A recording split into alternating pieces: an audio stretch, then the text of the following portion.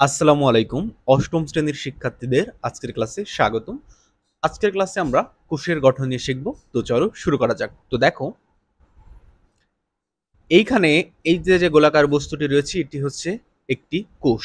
শিক্ষার্থীরা, তোমরা সপ্তম শ্রেণীতে দেখেছো যে কোষ আসলে গোলাকার নয়, কিন্তু তোমাদের ক্লাসে কোষকে বোঝার সুবিধার্থে গোলাকার করে বোঝানো হয়েছে। এবং তোমরা এই ছবিটা দেখলে বুঝতে পারবা যে এখানে দুইটা অংশ রয়েছে, একটা হচ্ছে সাদা অংশ, একটা অনেকটা পিঙ্ক বা গোলাপি টাইপের অংশ, বেবি পিঙ্ক টাইপের অংশ।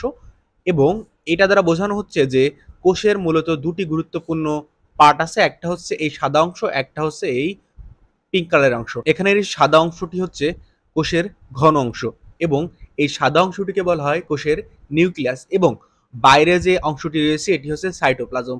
শিক্ষার্থীরা, কোষের দুটি গুরুত্বপূর্ণ অঙ্গাণু হচ্ছে নিউক্লিয়াস এবং সাইটোপ্লাজম। শিক্ষার্থীরা, নিউক্লিয়াস, এই যে একটি কালো কালারের দাগ দেখছো, এটা হচ্ছে নিউক্লিয়াস একটি ঝিল্লি দ্বারা আবৃত থাকে।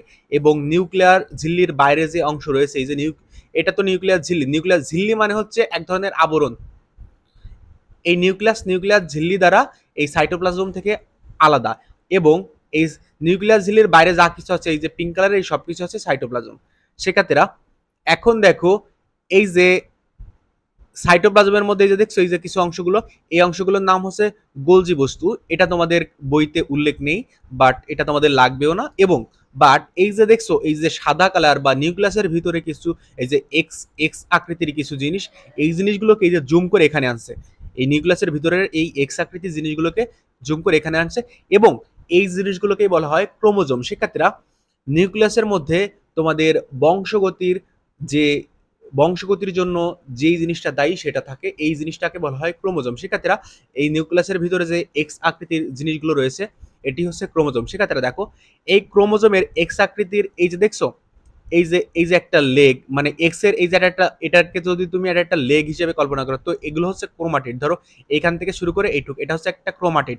এবং এই মাঝখানের অংশটাকে বলে সেন্ট্রোমিয়ার। শিক্ষার্থীরা, এই শুধুমাত্র এই মাঝখানের জায়গাটাকে সেন্ট্রোমিয়ার বলে।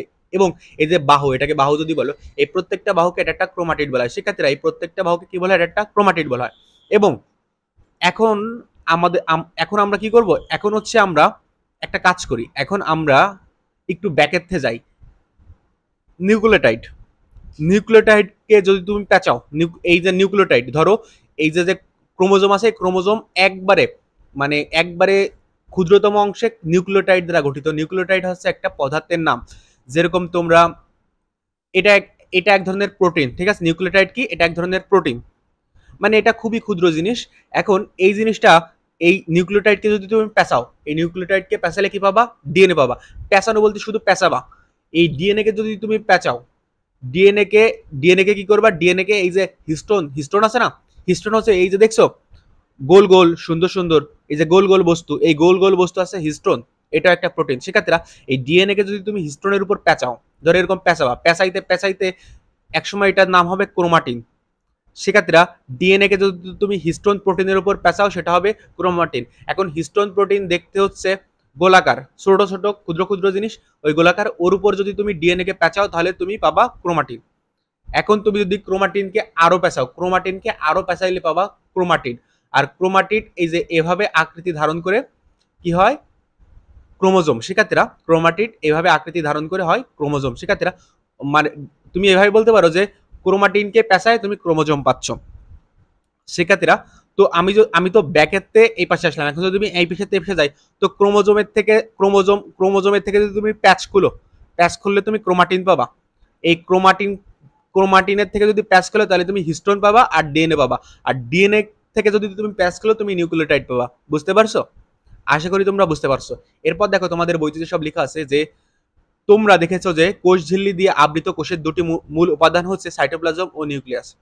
শিক্ষার্থীরা, এটি হচ্ছে কোষ ঝিল্লি, আর এটি হচ্ছে নিউক্লিয়ার ঝিল্লি।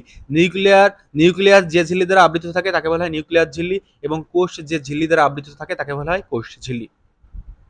কোষের কেন্দ্রে ঘন অঙ্গাণুটি হচ্ছে নিউক্লিয়াস। শিক্ষার্থীরা, এই যে কোষ, এই কোষের কেন্দ্র কোথায়? কেন্দ্র হচ্ছে মাঝখানে। তো এই ঘন বলতে এই সাদা অঙ্গাণুটি বোঝানো হয়েছে, এটি হচ্ছে নিউক্লিয়াস। এবং নিউক্লিয়াসের বাইরে অবস্থিত এবং কোষঝিল্লি দ্বারা আবৃত বাকি অংশটি হচ্ছে সাইটোপ্লাজম। শিক্ষার্থীরা, এই যে নিউক্লিয়াস, এই নিউক্লিয়াসের বাইরে অবস্থিত এবং কোষঝিল্লি দ্বারা আবৃত। দেখো নিউক্লিয়াসের থেকে বাইরে এবং এই যে এই কালো অংশটি, কালো দাগ, এটা হচ্ছে কোষঝিল্লি। এই কোষঝিল্লি দ্বারা আবৃত অংশটির নাম হচ্ছে সাইটোপ্লাজম। এরপর দেখো নিউক্লিয়াসটি নিউক্লিয়ার ঝিল্লি দ্বারা আবৃত থাকে, তার ভিতরে রয়েছে জীবের বংশগতি পদার্থ ডিএনএ, ডিএনএ দিয়ে তৈরি ক্রোমোজোম। সেক্ষেত্রে অর্থাৎ এই নিউক্লিয়াসের মধ্যে রয়েছে জীবের বংশগতি পদার্থ ডিএনএ দিয়ে তৈরি ক্রোমোজোম।